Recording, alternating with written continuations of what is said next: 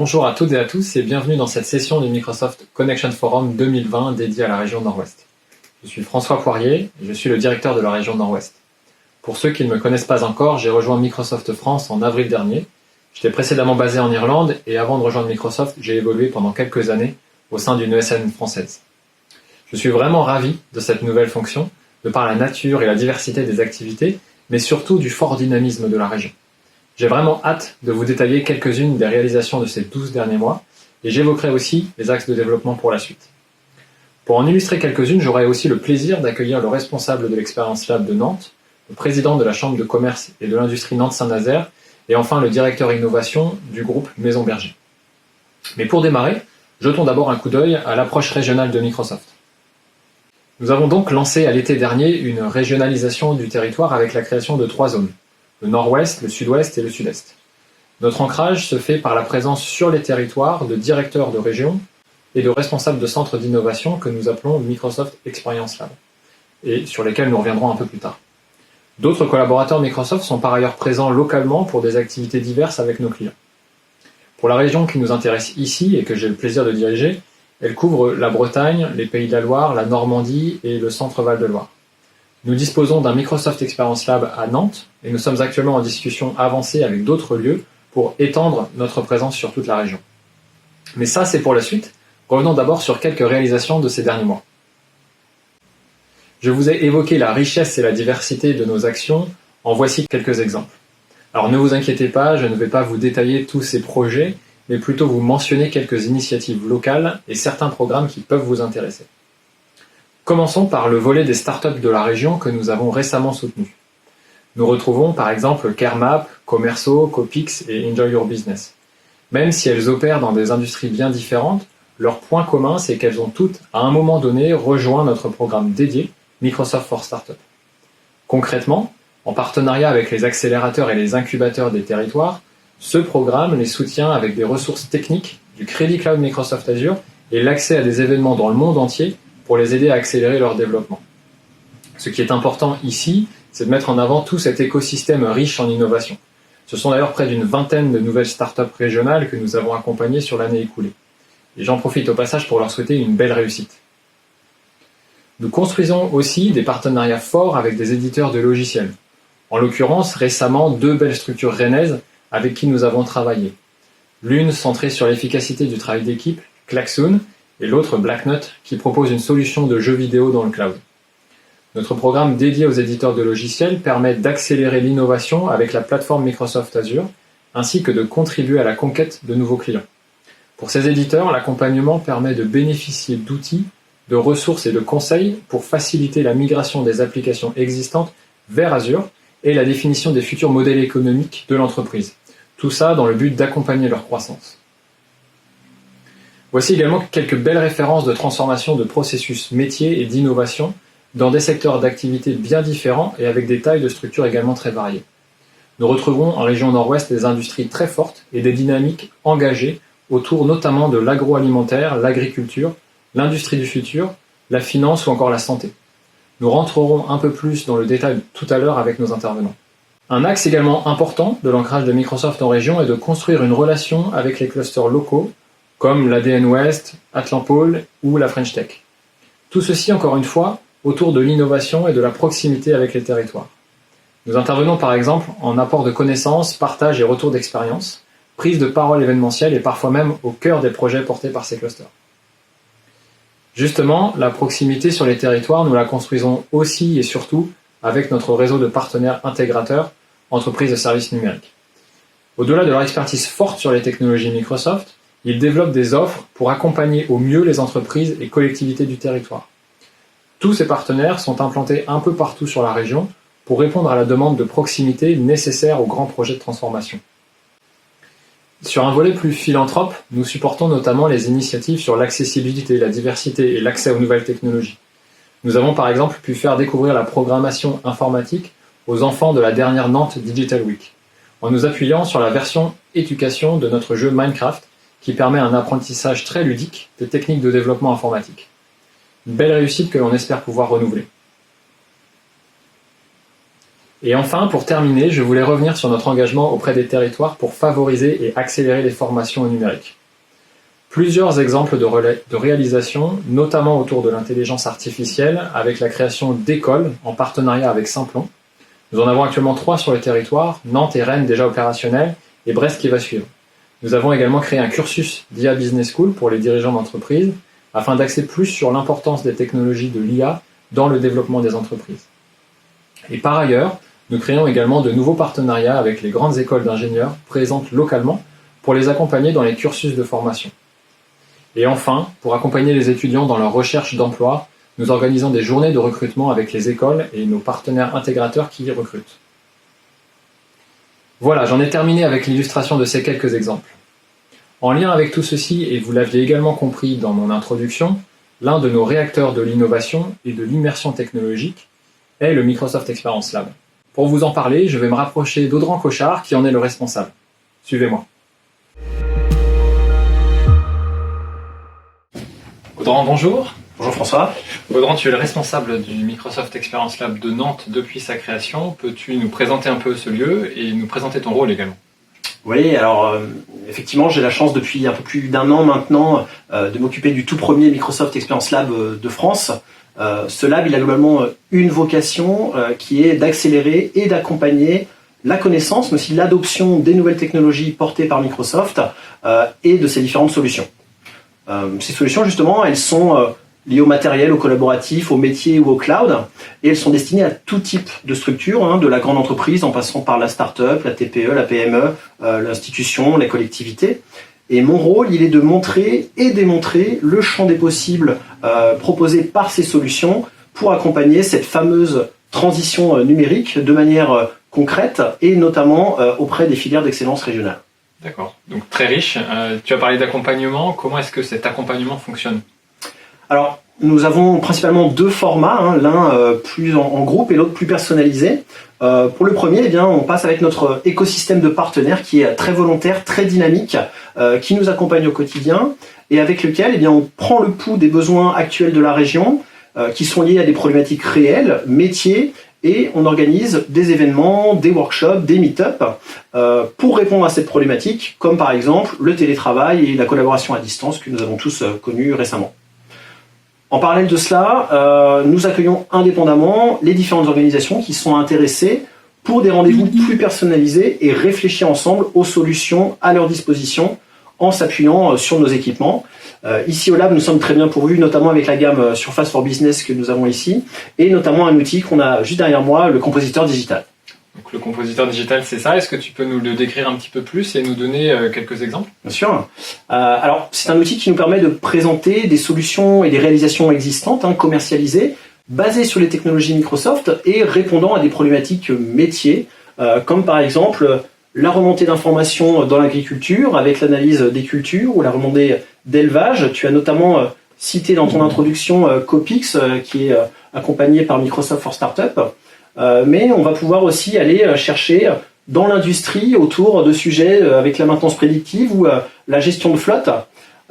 Et on va aussi pouvoir aller sur la gestion des postes de travail en entreprise avec un tas d'exemples de références et accompagnés de démos qui nous permettent de montrer ce fameux champ des possibles. Très intéressant. Donc si je suis une organisation de la région, comment est-ce que j'ai accès à tout ça ? Alors effectivement, depuis un peu plus d'1 an maintenant, nous avons reçu des milliers de visiteurs dans le lab avec des dizaines et des dizaines d'événements, plus de 70 aujourd'hui, sur des thématiques très variées. Et depuis 3 mois maintenant, nous avons adapté notre activité au digital avec un certain nombre de webinaires. C'est pourquoi, à partir de la rentrée, nous allons faire un mix des deux, en proposant une partie un peu plus présentielle ici au lab en physique, accompagnée systématiquement d'un lien de connexion à distance. Pour retrouver derrière toutes nos sessions et nous contacter, globalement il y aura 3 moyens que je vais pouvoir vous afficher ici.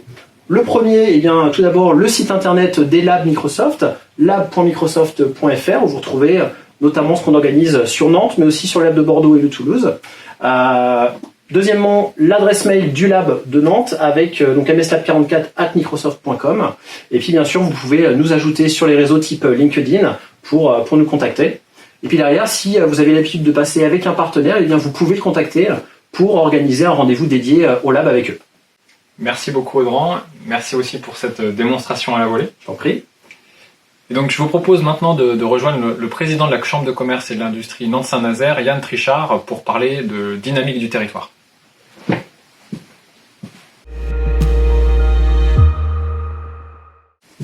Yann Trichard, merci d'être avec nous et d'avoir accepté cette invitation à notre Connection Forum. Alors pour démarrer, pouvez-vous nous parler un petit peu des enjeux du territoire ? On a des gros enjeux là, c'est-à-dire qu'on sort d'un territoire qui est un territoire dans lequel il y avait 6,9% de chômage, donc très faible, avec une croissance soutenue, largement supérieure à la moyenne française. Et puis le coronavirus arrive là-dessus, on vient de voir les annonces en particulier de complexité pour l'aéro, et donc on est un territoire très aéro, même s'il n'est pas exclusivement aéro. Donc on a un contexte un peu particulier avec la navale qui marche très bien, avec les énergies marines renouvelables qui sont en plein essor, donc ça ce sont des belles nouvelles. Donc on a 2 de nos 3 grands piliers qui sont aujourd'hui très installés, et puis on a un pilier aéronautique sur lequel on est très concentré pour essayer d'accompagner la reprise, la dynamisation économique pour limiter à la fois la casse d'emploi et en même temps garder cette expertise qui est la nôtre et voir comment on peut faire des axes de diversification. Et justement au niveau des CCI, quels sont les dispositifs que vous mettez en place et peut-être comment Microsoft les complète ?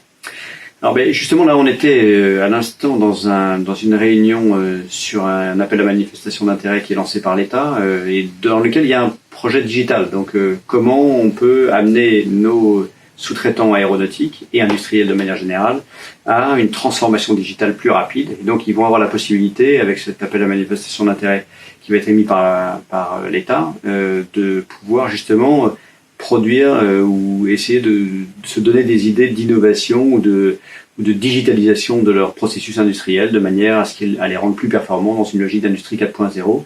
Et l'État va abonder pour favoriser pendant ces périodes difficiles le financement de ces projets. Donc l'objectif, créer un écosystème innovant.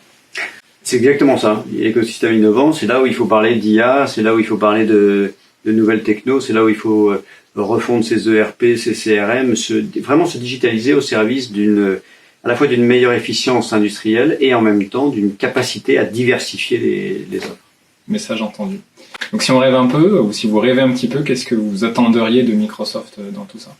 Moi, les attentes, c'est à la fois des industriels de se rapprocher de leur chambre de commerce, donc venir, ne pas hésiter à demander de l'aide pour essayer de voir comment on peut travailler ça. Et puis, on a installé au cœur de la chambre de commerce et d'industrie un lab Microsoft, et on peut remercier Microsoft de s'être installé ici avec nous, et à tous les industriels de venir à la rencontre et essayer de voir comment vous pouvez vous faire accompagner sur des idées, sur des initiatives, sur de la technologie, de manière à ce que demain on puisse repartir plus rapidement, plus fortement.